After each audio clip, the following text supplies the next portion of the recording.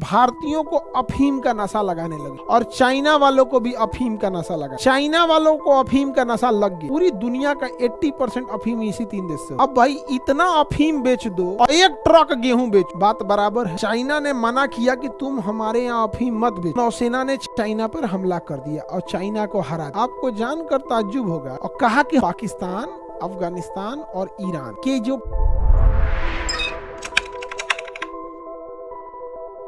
पाकिस्तान, अफगानिस्तान और ईरान के जो पहाड़ी एरिया है, इसे हम गोल्डन क्रेसेट कहते हैं। क्या कहेंगे?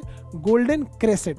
यहाँ अफीम बहुत ज्यादा हो। आपको जानकर ताज्जुब होगा कि पूरी दुनिया का 80% अफीम इन्हीं 3 देशों से होता। पूरी दुनिया का 80% अफीम इसी 3 देश से होता। अब उसके बाद एक आता है गोल्डन ट्रायंगल, वो इधर पढ़ाएंगे। म्यांमार, थाईलैंड, लाओस, ये है आपका गोल्डन ट्रायंगल। ये गोल्डन ट्रायंगल है। बचा हुआ 20% अफीम यहाँ से होता है। अफीम जो होता है नशा के काम में आता है। बहुत खतरनाक नशा होता है अफीम का।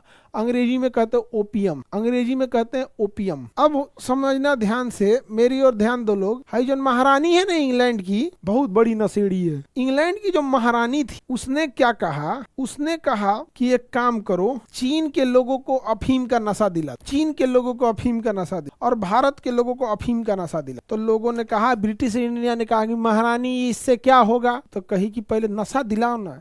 एक बार जब नशा आ जाएगा तो 2 रुपया का अफीम वो 20,000 में खरीदेगा। अब भाई इतना अफीम बेच दो, इतनी सा अफीम बेच दो और 1 ट्रक गेहूं बेच, बात बराबर है। तो भैया पूरे गांव का गेहूं का खेती करो, 1 बीघा में अफीम बो दो, बात बराबर है।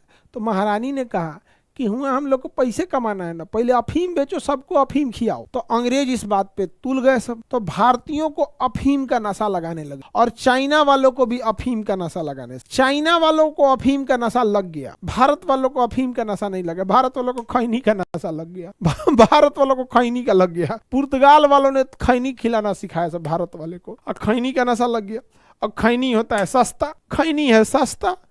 चुनौती में लिया एकदम लुंगी में इसे मोड़ के चुनौती में डाल दिया और चुनौती ले लिया एगो। चुनौती में क्या जाता है, एक और तनी गहिरा रहता है, एक और कम गहिरा रहता है। इसमें खैनी भरा, इसमें चूना भर दिया। भारत वालों को अफीम की जगह खैनी का आदत लग गया।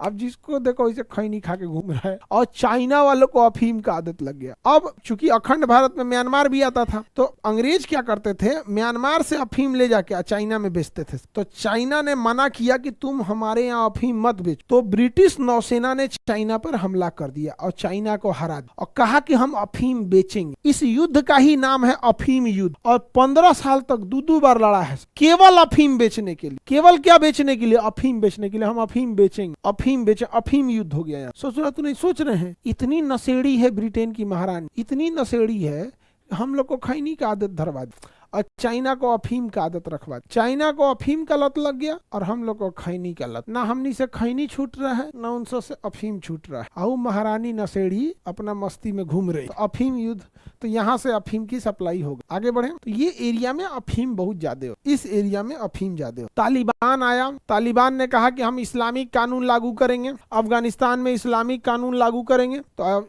कहा कि जो भी अफीम का खेती करेगा उसको हम लोग जेसीबी में बांध के फांसी दे देंगे चौराहा पे अगले फ्राइडे को। अब ले मंगलवार को घोषणा कर रहा है, ट्यूसडे को घोषणा किया मंगलवार को कि अगले फ्राइडे को कोई भी अगर अफीम का खेती करेगा तो हम उसको फांसी लगा। तो लोगों ने कहा ना ना ना, हम अफीम नहीं बोएंगे, अफीम नहीं बोएंगे। कहा कि जो तू नहीं, इतना कम टाइम कौन देता है रे?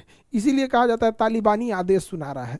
तालिबान वाला इसे ही आदेश सुनाता है। अब भागे भागे लोग काबुल पहुंचे। है मालिक, हमने अफीम बो दिया है, जो नहीं बोया है उसको तो चलिए, हम तो अफीम बो दिए हैं, हमारा क्या होगा? हम तो अफीम बो दिया, हमारा क्या होगा? तो तालिबान ने कहा फ्राइडे तक टाइम है, आग लगा दो खेत में, नहीं तो फ्राइडे के दिन टांग देंगे। तो ससुराल केवल 2 दिन दिया, वेडनेसडे और थर्सडे, पूरा अफीम के खेत में आग लगवा दिया। और लोग आग लगाएं कि ससुराल अगला फ्राइडे कोई जेसीबी में ना फांसी टांग देता। क्रेन नहीं होता है, किरान, उसमें एक के बाद 10 गो फांसी लगाएगा, आपको जमीन पे बैठाएगा, टांग देगा इसे, यार ले मर गए। अब पूरा जेसीबी लेके पूरा काबुल में घूमेगा। लोग 2 दिन में आग लगा दिया, खत्म कहानी, अफीम उफीम कहानी खत्म, इस्लामिक कानून ले आ दिया वहां पर तालिबान वाला।